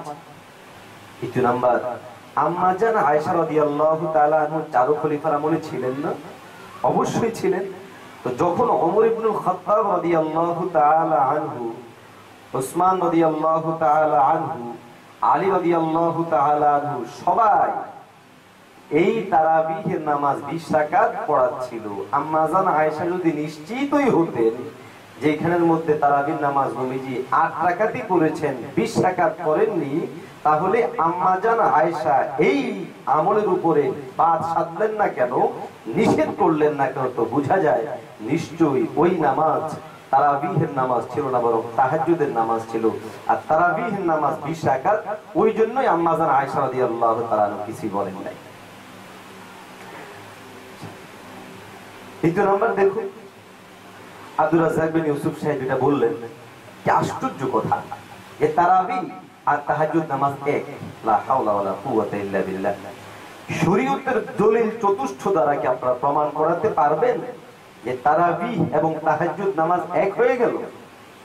কিয়ামত পর্যন্ত সময় দিলাম পারবেন না, না কোরআন দ্বারা না হাদিস দ্বারা, দাইফ হাদিস পর্যন্ত পেশ করতে পারা যাবে না যেখানের মধ্যে তারাবি এবং তাহাজ্জুদ এক নামাজ হয়ে গেল। এটা একান্তই মন গড়া কথা হয়েছে। দ্বিতীয় নম্বর হচ্ছে সমস্ত ফকিহ এবং মুহাদ্দিসিন কেরামগণ এবং কোরআনুল কারীমের মধ্যেও আল্লাহ তাবারক ওয়া তাআলা তাহাজ্জুদ পরিষ্কার ভাষায় উল্লেখ করেছেন, এবং তাহাজ্জুদ নামাজ আলাদা নিয়ম আছে, তারাবিহের নামাজ আমরা আলাদা নিয়ম অনুযায়ী পড়ি। তাহলে তারাবি এবং তাহাজ্জুদকে আপনারা বরাবর কিভাবে মিলান? তারাবিহ তো আমরা বলি সুন্নতে মুআক্কাদা, তাহাজ্জুদ কি উম্মতের জন্য সুন্নতে মুআক্কাদা? এরপরে সমস্ত মুহাদ্দিসিন এবং ফুকাহায়ে কেরামগণ তারাবি নামাজকে আলাদা উল্লেখ করেছেন, তারপরে তাহাজ্জুদের নামাজ আলাদা উল্লেখ করেছেন। আমরা কেন এটাকে মিলিয়ে নিব? 3 নম্বর হলো রাসূল সাল্লাল্লাহু আলাইহি ওয়াসাল্লাম যদি আপনার কথা মেনেই নেই যে এটা তাহাজ্জুদ ছিল, তাহলে একই নামাজ 12 মাস এটার এক নাম, আর 11 মাস এক নাম, আর 1 মাস হয়ে গেল এটার আরেক নাম। 11 মাস থাকলো নাম তাহাজ্জুদ, 1 মাস হয়ে গেল এটার নাম তারাবি। এরকম আশ্চর্য রকম ইবাদত আমরা এই পর্যন্ত শুনি নাই। শেখ আব্দুর রাজ্জাক বিন ইউসুফ সাহেব কোথায় শুনলেন যে তারাবি এবং তাহাজ্জুদ এক বরাবর, কোথায় পেলেন উনি আল্লাহই জানে। সুতরাং এই কথা তাদের সঠিক নয়। এরপরে আসুন, এই যে হাদিস তিনি বর্ণনা করলেন, এই হাদিসের মধ্যেই তারা বিভিন্ন স্ববিরোধী কার্যকলাপ করে। স্ববিরোধী কার্যকলাপ কেমন? হাদিস থেকে বোঝা যায় 8 রাকাত, ঠিক আছে, পাশাপাশি এটাও তো বোঝা গেছে যে ভিতরের নামাজ হচ্ছে 3 রাকাত। কিন্তু আহলে হাদিস বন্ধুগণ, আপনারা কি ভিতরের নামাজ 3 রাকাত কিটা মেনে নেন? ভিতরের নামাজ যখন আমরা একই সালামে 3 রাকাতের কথা বলি, তখন তো তেলে বেগুনে জ্বলে ওঠেন। এখানের মধ্যে তো বেলা করে বলা হচ্ছে ওয়ায়ুতির সালাতান ওয়া সুম্মা ইউসাল্লি সালাতান, 3 রাকাত তারপরে পড়লেন, তখন কি জবাব দিবেন? স্ববিরোধী অবস্থা। দ্বিতীয় নাম্বার, হাদিসে বলা হয়েছে বিশ্বনবী সারা বছর পড়তেন, রমজানে এবং রমজানের বাহিরে। তো আপনাদের কথা অনুযায়ী যদি এটাই হয়ে থাকে, তারাবিহের নামাজ তো সারা বছর পড়েন, এই পর্যন্ত কি কোনো আহলে হাদিস ভাইকে পাওয়া গেছে যে সারা বছর এরকম 11 রাকাত পড়ে? পাওয়া যায় নাই। সুতরাং এটা হচ্ছে একটা মন চাহিয়ে একটা কথা, এরপর একটা বানানো কথা। 3 নাম্বার হলো, হাদিসে বলা হয়েছে ঘরে পড়ার কথা, যে আল্লাহ হাবিব সাল্লাল্লাহু আলাইহি ওয়াসাল্লাম নিশ্চয়ই ঘরে পড়ছে। এই জন্য আমাদের আয়েশা দেখছেন, তারপরে কি ঘরে পড়েন না মসজিদে পড়েন? বরং শেখ নাসিরউদ্দিন আলবানী রাহিমাহুল্লাহ কিতাবের শুরুতে তারাবিহের জামাতকে আবশ্যক করার জন্য অনেকগুলো দলিল নিয়ে এসেছেন। স্ববিরোধী কার্যকলাপ হয়ে গেল। 4 নাম্বার হলো, হাদিসে তো জামাতের কথা নাই, এখানে জামাতের কথা নাই, তাহলে অন্য হাদিস দিয়ে জামাত আপনারা করেন কেন? কিভাবে প্রমাণ করেন? এবার আসুন শুনুন, শেখ আব্দুর রাজ্জাক বিন ইউসুফের একটু বক্তব্য শুনে তিনারা দেখুন সব সময় দলিল দিয়ে থাকে মক্কা মদিনার, কিন্তু এই হাদিসের ক্ষেত্রে এসে আর মক্কা মদিনার দলিল মানে না। আচ্ছা, মক্কা মদিনার দলিল লাগে না, দ্বিতীয় একটা হাদিস শুনে নিই। দ্বিতীয় হাদিসটা কি? সালাতুত তারাবিহ নামক এই কিতাবেরই 26 নম্বর পৃষ্ঠায় তিনি দ্বিতীয় হাদিস উল্লেখ করেছেন। যে দ্বিতীয় হাদিস কি? হযরত জাবের রাদিয়াল্লাহু তাআলা আনহু থেকে বর্ণিত যে সাল্লা বিনা রাসূলুল্লাহ সাল্লাল্লাহু আলাইহি ওয়াসাল্লাম ফি শাহরি রমাযান 8 রাকাআতিন ওয়া আওতারা ফামা কানাত কাবিলাতু ইজতামা'না ফিল মসজিদ ওয়া রাজাউনা আন ইয়াখরুজ ফালাম নাযাল ফিহি হাত্তা আসবাহনা থুম্মা দাখালনা ফাকুলনা ইয়া রাসূলুল্লাহ ইজতামা'না আল-বারিহাতা ফিল মসজিদ ওয়া রাজাউনা আন তুসাল্লি বিনা ফাকালা ইন্নী খাশিতু আন ইয়াকতুবা আলাইকুম। জাবেরের হাদিস থেকে তারা বলেন রাসূল সাল্লাল্লাহু আলাইহি ওয়াসাল্লাম আমাদেরকে নিয়ে 8 রাকাত নামাজ পড়েছেন, তারপরে বিতির পড়েছেন। হ্যাঁ, যদিও তারা এই আওতারাবি সালাত এটাকে মানে না। তো বলে যে এখানের মধ্যে আয়েশা পরবর্তী কি বললেন, যখন পরবর্তী দিন আসলো আমরা সবাই জমা হলাম, আশা করলাম নবীজি আসবেন, তো নবীজি আসলেন না। রাসূল সাল্লাল্লাহু আলাইহি ওয়াসাল্লামকে যখন বললাম, আল্লাহর হাবিব সাল্লাল্লাহু আলাইহি ওয়াসাল্লাম বলেন ফরজ হয়ে যেতে পারে, এই ভয় করছিলাম, তাই আমি আসিনি। হাদিসটি দেখুন, তিনি সবসময় দয়ীফ হাদিসের বিরুদ্ধে বড় অবস্থান। এই জন্য ইমাম বুখারীর লিখিত আল আদাবুল মুফরাদ বলেছেন দয়ীফ বা, এরপরে এই বুখারী, মুসলিম, তিরমিজি, আবু দাউদ সবগুলোকে 2 ভাগ করছেন দয়ীফের কারণে, দয়ীফ মানেনি না। অথচ তিনার এই জাবির ইবনে আব্দুল্লাহ বর্ণিত হাদিসের মধ্যে একটা দুইটা নয় বরং 3 জন বর্ণনাকারী আছেন, যেই বর্ণনাকারীর এই তিনজন বর্ণনাকারীর ভিত্তিতে হাদিসটা দয়ীফ। সুতরাং আপনাদের কথা অনুযায়ী দয়ীফ হাদিস মানা যায় না, বিদায় এই হাদিস দিয়ে দলিল দেওয়াও আপনাদের জন্য ঠিক হবে না। এবার আসুন আব্দুর রাজ্জাক বিন ইউসুফ সাহেবের। রাসূল সাল্লাল্লাহু আলাইহি সাল্লাম বলেন, মান সামা রমাজানে ঈমানান ওয়া ইহতিসাবান গফিরা লাহু মা তাকাদ্দামা মিন জামবিহি। কেউ যদি ঈমান সহকারে নেকির আশায় রমজানের সিয়াম পালন করলে তাহলে তার অতীতের পাপ সব ক্ষমা হয়ে যাবে। মান কামা রমাজানা ঈমানান ওয়া ইহতিসাবান গফিরা লাহু মা তাকাদ্দামা মিন জামবিহি। কেউ যদি ঈমান সহকারে নেকির আশায় তারাবি পড়তে পারে তাহলে তার অতীতের সমস্ত পাপ ক্ষমা হবে। উল্লেখ্য যে তারাবি তাহাজ্জুদ একটাই সালাত, তারাবিও যা তাহাজ্জুদও তাই। চ্যানেল হাতে থাকলে মাতাব্বরি করতে হবে তাদের এটা ঠিক নয়। তাদের মনে রাখা উচিত যে বিচার একদিন হবেই। বেটা, তোমার লজ্জা থাকা উচিত। তাহাজ্জুদ 8 রাকাত, তারাবি 20 রাকাত, এই কথা তুমি কেমনে বলো? তোমার লজ্জা থাকা উচিত যে তারাবি কোনো হাদিসেই নেই। তাহাজ্জুদ তো আছে, কিয়ামুল লাইল তো আছে, কিন্তু তারাবি তো হাদিসে নেই। তো তুমি কি করে বলতে চাও যে তাহাজ্জুদ 8 রাকাত আর তারাবি 20 রাকাত? মানে তুমি যদি এটা বলো যে এটা পরে নাম পড়েছে, ওরা 8 রাকাত তারাবি পড়ে, আমরা 20 রাকাত পড়ি, এটাও তো চলে। তুমি বলো এই কথা যে তারাবি মানে আরাম নেওয়া, 8 রাকাত পড়ছে, 4 রাকাত পড়ার পরে তাসবিহ তাহলিল জিকির আজকার করবে, বসে একটু আরাম নিবে, তাই আরাম নেওয়া মানে তারাবি, পরে আরো 4 রাকাত পড়বে, তো এই জন্য তারাবি, তো এর নাম তারাবি। তোমার 20 রাকাতেরও নাম তারাবি, 8 রাকাতেরও নাম তারাবি, এ কথা বলো। কিন্তু কি করে তুমি বলো যে তারাবি তো 20 রাকাত, তাহাজ্জুদ তো 8 রাকাত, অতএব 8 রাকাত কোনো সলাতই নেই? তোমার লজ্জা থাকা উচিত। হাদিস তো বুখারী মুসলিমের। তুমি কি জবাব দিবে বিচার মাঠে? আয়েশা রাদিয়াল্লাহু তাআলা আনহাকে জিজ্ঞাসা করা হলো, তিনি বললেন রামাজান এবং রামাজানের বাহিরে 12 মাসই সালাত হলো 11 রাকাত। তুমি এটাকে রমজান মাসে তারাবি বলো? বলো। এটা তো পরবর্তীতে মানুষের দেওয়া নাম।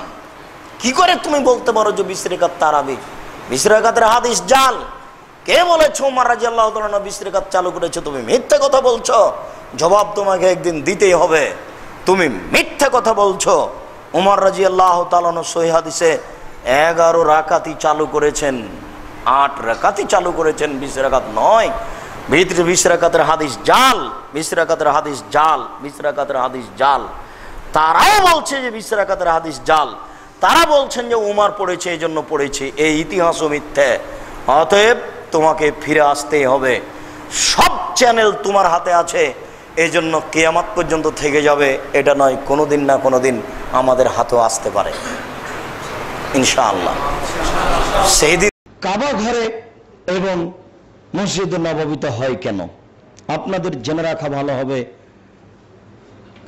এই সৌদি আরবের নেতৃত্ব ছিল তুর্কিদের হাতে। 1-2 দিন নয়, প্রায় 800 বছর।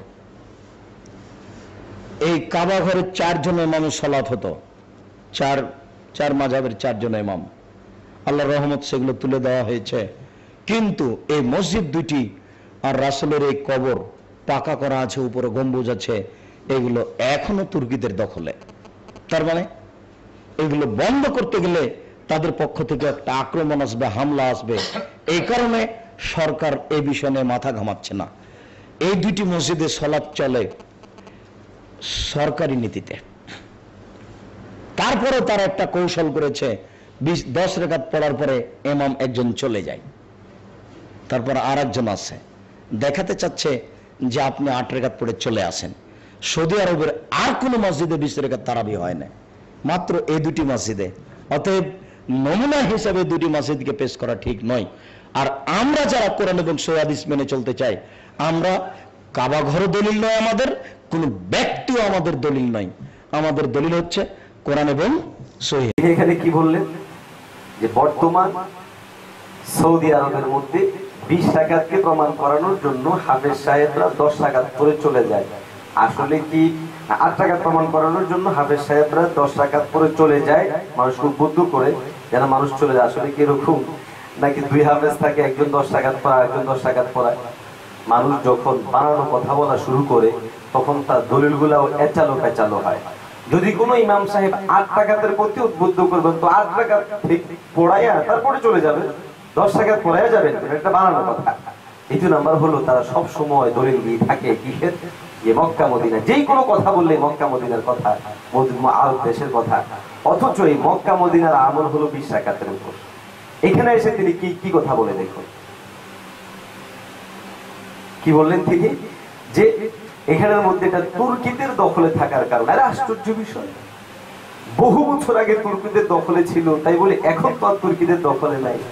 আসলে এখানে একটা মৌলিক কথা হলো, যে সমস্ত মাসআলাগুলো তারা আরবদেরকে দিয়ে দলিল দেয় সেগুলো হচ্ছে ব্যক্তিগত পর্যায়ে, সেটা ইজতিমাই ভাবে সবাই করে না। অর্থাৎ হাত তোলার বিষয়টা সাফিয়েরা করে, বুকে হাত পাতার বিষয়টা অন্য নাদির উপরে হাত পাতার বিষয়টা অন্য মাযহাবওয়ালারা করে, ওইগুলো সব ইনফেরাদি আমল। এই জন্য সেইগুলোকে, এবং ওইখানের মধ্যে বেশিরভাগই হাম্বলি হওয়ার কারণে জাহিরি আহলে হাদিসদের সাথে বিভিন্ন মাসলাক মিলে যায়। এই জন্য ওই হুঙ্কার ছাড়ে বারবার যে আমাদেরকে আরবদের আমল দেখানোর জন্য। আর যেটা ইজমাই আমল, যদি এটা ভুলই হবে, জালি হবে, বানাওটি হবে, তো মক্কা মদিনার বর্তমান সরকার কি এত দুর্বল সৌদি আরবের যে সামান্য পরিমাণ কোথায় তুর্কিদের কি বিরাট বড় মানে চাপ এবং ঝামেলা হওয়ার সম্ভাবনা? এই সমস্ত কিছু কথাবার্তা গুলা আসলে মূলত কোনো কথার কথা না, এগুলো হচ্ছে কতিপয় বলার জন্য বলা। বাস্তবতা হচ্ছে তারাবিহের নামাজ 20 রাকাত, এটাই সঠিক। 8 রাকাত এটা এই শেখ নাসিরউদ্দিন আলবানির আগে কেউ বলে নাই। আর হিন্দুস্তানের যে শেখের কথা বললাম, ওনারা 2 জন ছাড়া পৃথিবীর কেউ এই কথা বলে নাই। যদি কেউ বলে থাকেন তাহলে কোন একজন সাহাবীর বর্ণনা পেশ করেন, কোন একজন তাবির বর্ণনা পেশ করেন, কোন একজন আইমে মুজতাহিদের কথা বর্ণনা পেশ করেন। আর এটা ডেট দিলাম কিয়ামতের আগ পর্যন্ত। আমি ঘোষণা করছি যে অবশ্যই অবশ্যই কিয়ামত পার হয়ে যাবে, অবশ্যই অবশ্যই এই জমিনটা ধূলিসাৎ হয়ে যাবে, কিন্তু 8 রাকাত তারাবির উপরে সঠিক কোনো দলিল ও আমার বন্ধুরা পেশ করতে পারবেন না। সুতরাং সাবধান প্রিয় মুসলিম উম্মাহ, কোন হাদিসে দোষ থাকার কারণে, কোন হাদিসে কোন প্রশ্ন থাকার কারণে এইভাবে দলিল দিয়ে লোকগুলোকে বিভ্রান্ত করবেন না। পরিশেষে আসলে আহলে হাদিস ভাইদের উদ্দেশ্য কি, এটা আপনাদেরকে একটা ভিডিও ক্লিপ থেকে প্রমাণ দিচ্ছি। আমি চাই তারাবির নামাজ ফরজ নয়, ওয়াজিব নয়, বরং এটা হলো এমন একটি সুন্নাত, যদি কেউ পড়ে সওয়াব আছে, না পড়লে অপরাধ নাই। যদ্দূর পারে পড়বে 4 রাকাত, 8 রাকাত, 10 রাকাত, 12 রাকাত, 20 রাকাত। মসজিদে নববীতে 36 রাকাত তারাবি হয়েছে। সুতরাং 20 রাকাত তারাবির পিছনে ফতোয়া না, বরং যদ্দূর পারা যায় পড়তে হবে। এতক্ষণ পর্যন্ত আমরা যে শেখের বয়ান শুনলাম, কি বুঝলাম? তিনি পরিশেষ কথা বলে দিলেন, যার ইচ্ছা হয় 8 রাকাত পড়ুক, যার ইচ্ছা হয় 10 রাকাত পড়ুক, যার ইচ্ছা হয় 20 রাকাত পড়ুক, এই নিয়ে কোনো বাড়াবাড়ি দরকার নাই। প্রিয় শেখ, মাসআলা এরকম নয়। সাহাবায়ে কেরাম যে সমস্ত বিষয়ের উপর ঐক্যমত পোষণ করেছেন, সর্বযুগের সমস্ত আলেমরা যেই কথাটাকে মেনে নিয়েছেন, যেই কথাটা হযরত আলী, হযরত উসমান, হযরত আবু বকর, হযরত ওমর, অসংখ্য সাহাবী, অসংখ্য তাবী, সর্বযুগের সমস্ত আলেমরা মেনে নিয়েছে, সেই কথাকে এই যুগে এসে লোকদেরকে আমল থেকে দূরে সরাইয়া কনফিউজ করার জন্য চেষ্টা করবেন, আল্লাহর কাছে জবাব দেওয়ার মতো আপনাদের পরিবেশ থাকবে না। দেখুন, ভুল আমাদেরও হতে পারে, মানি, তবে আসুন আমরা মুখোমুখি বসি, আলোচনা করি। ইউটিউবে চ্যানেলে আজকে অনেক ভাই আমাকে প্রশ্ন করে, হুজুর আপনাদের আর কোনো কাজ নাই, মতবিরোধপূর্ণ কথাগুলো এখানের মধ্যে নিয়ে আসেন, অথচ আজকে সারা বিশ্বে মুসলিম উম্মার উপর কত অত্যাচার নিপীড়ন চলছে। আমি বলি, হ্যাঁ ভাই, তোমার কথা অবশ্যই সত্য। আমি নিজে এই ইন্টারনেটে এবং অনলাইনে এসেছিলাম শুধুমাত্র একমাত্র নাস্তিকবাদ, বেঈমানদেরকে মোকাবেলা করার জন্য এবং বিশ্বময় দ্বীন ইসলামের সৌন্দর্যকে ফুটিয়ে তোলার জন্য। কিন্তু এসেই দেখলাম, আফসোস, আমার অন্তর ভেঙে চূর্ণ বিচূর্ণ হয়ে গেছে। 2006, 7, 8 এমনকি আর বহু আগ থেকে নিয়ে দাম্মাম সেন্টার থেকে শেখ মতিউর রহমান মাদানীরা, ডক্টর জাকির নায়েক সহ অসংখ্য আহলে হাদিসদের এক মিশন দেখছি শুধুমাত্র উম্মার আমলের উপর এবং ওই সমস্ত মাসলাক মাসহাবের বিরুদ্ধে যারা সারা পৃথিবীর মধ্যে আল্লাহর মেহেরবানিতে একভাবে নামাজ পড়ে, একভাবে ওঠে, একভাবে রোজা রাখে, একভাবে সালাম দেয়, একভাবে তারা দাওয়াতের কাজ করে যাচ্ছে। দাওয়াত তাবলীগের মেহনতের উপর তাদের প্রশ্ন, যাদের মাধ্যমে আজকে লক্ষ লক্ষ কোটি কোটি মানুষ দিন পেয়েছে। তখন আমি আতঙ্কিত হয়ে গেলাম, একই ব্যাপার, আহলে হাদিসদের চেয়েও, নাস্তিকদের চেয়েও বড় মারাত্মক দুশমন দেখে এখানে বসে আছে, যারা আমাদের সমস্ত মাসআলাগুলোর ব্যাপারে উম্মাকে কনফিউজ করছে। তখন আমার চক্ষু খুলে গেল। বসুন্ধরা পড়া অবস্থায় যে আমি দেখেছিলাম অনেক যুবক ভাইয়েরা বিভিন্ন দলিল দেয়, কোথা থেকে দিচ্ছে? তখন আস্তে আস্তে করে এই বিষয়গুলো আমার সামনে পরিষ্কার হয়ে উঠলো যে আজকে তারাবিহ বিষয়ে যেই সংজ্ঞা, মাযহাব বিষয়ে যেই সংখ্যা, নামাজ বিষয়ে যেই সংখ্যা, জানাজা বিষয়ে যেই সংখ্যা, এক কথায় পুরা মুসলিম উম্মাহকে কনফিউশনের মধ্যে যারা ফেলেছে তারা হচ্ছে এই সমস্ত নামধারী সহিহ হাদিসের অনুসারী ব্যক্তিবর্গ। তখন থেকে আমি এই পথে নেমেছি, এই কাজ করেছি এবং ইনশাআল্লাহ আল্লাহর উপরে তাওয়াক্কুল। ততদিন পর্যন্ত না তাদের প্রত্যেকটা প্রশ্নের জবাব না দিব, ততদিন পর্যন্ত আমাদের দাওয়াত সেন্টারের কাজ চলবেই চলবে। আপনারাও সাথে থাকবেন, আল্লাহ সাথে আছেন, আপনারাও সাথে থাকবেন। পুরো মুসলিম উম্মাহর সামনে আমরা পরিষ্কার করব আমাদের আকাবির আসলাফরা যা কিছু বলে গেছেন, যা কিছু করে গেছেন, সমস্ত জিনিসগুলো উম্মার ভালোর জন্য করে গেছেন। ওইগুলো মানার মধ্যেই একমাত্র কামিয়াবি। নতুন করে সৃষ্টি করে কেউ যদি কোনো কিছু করতে চায় তাহলে সেটা বিভাজনই হবে।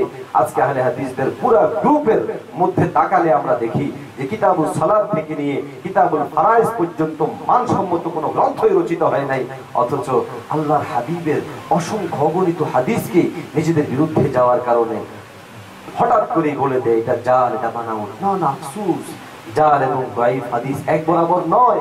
জাল এবং দাঈফ হাদিসকে এক বরাবর করা যাবে না, বরং জাল হাদিস যেটা হাদিসই নয়, দাঈফ হাদিস হাদিস, এবং সেটা দুর্বল নবীজির কথা হিসেবে নয় বরং বর্ণনাকারী বর্ণনা হিসেবে। সুতরাং আল্লাহ তাবারক ওয়া তাআলা আমাদেরকে আসন্ন রমজানুল মুবারকে নিঃসংকোচ 20 রাকাত তারাবিহের নামাজ ইমামের পিছনে পড়ার তৌফিক দান করুক। প্রিয় ভাইয়েরা, যারা বলে 20 রাকাত পড়ার দলিল নাই, আমি এতক্ষণ পর্যন্ত যে দলিলগুলো পেশ করলাম এগুলোকে সামনে রেখে আমি আশা করছি তারা অবশ্যই চিন্তা করবেন, গবেষণা করবেন। যদিও একটু কষ্ট হবে, আলোচনাগুলো সাধারণ মানুষদের জন্য নয়, কিন্তু বাধ্য হয়ে আজকে দলিলগুলো দিতে হচ্ছে যেহেতু তারা এই সমস্ত বিষয়গুলো নিয়ে প্রপাগান্ডা করছে। সুতরাং আপনারা সকলেই অবশ্যই নিঃসংকোচ নামাজ পড়বেন, আল্লাহকে স্মরণ করবেন। তারাবিহের নামাজ 20 রাকাত, এটাই সঠিক। 8 রাকাত তারাবিহের নামাজ নয়, এটা তাহাজ্জুদের নামাজ। তারাবি এবং তাহাজ্জুদকে এক বরাবর করা ঠিক হবে না, বরং তাহাজ্জুদকে তাহাজ্জুদের জায়গায় রাখবো, তারাবিকে তারাবির জায়গায় রাখবো। বিশেষ করে কলেজ ভার্সিটির প্রিয় ভাইয়েরা যারা আজকে আমাদের অনুপস্থিতির কারণে বিভিন্ন আরব্য সাহিত্যের বয়ান শুনে তাদের দলিলগুলো বেশি সহি মনে করে নিজের মাসলাক মাসহাব ছেড়ে দিয়ে তাদের কথা গ্রহণ করেছিলেন, আশা করি আমাদের আলোচনাগুলো শুনবেন এবং বিবেচনা করবেন যে আসলে কি হানাফি মাযহাবের অনুসারী যারা বা মাযহাবী ভাইরা যে কথাগুলো বলে এগুলো কতটুকু গ্রহণযোগ্য। আল্লাহ তাআলা আমাদের সকলকে তৌফিক দান করুক। ওয়া আখিরু দাওয়ানা আনিল হামদুলিল্লাহি রাব্বিল আলামিন। إنما يخشى الله من عباده العلماء।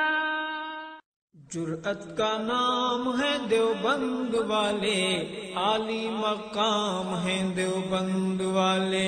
जुर्अत का नाम है देवबंद वाले, आली मकाम है देवबंद वाले। जुर्अत का नाम है देवबंद वाले, आली मकाम है देवबंद वाले।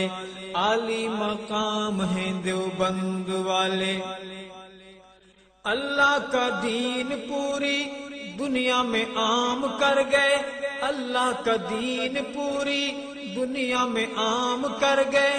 कुफरी ताकतों का पहिया जो जाम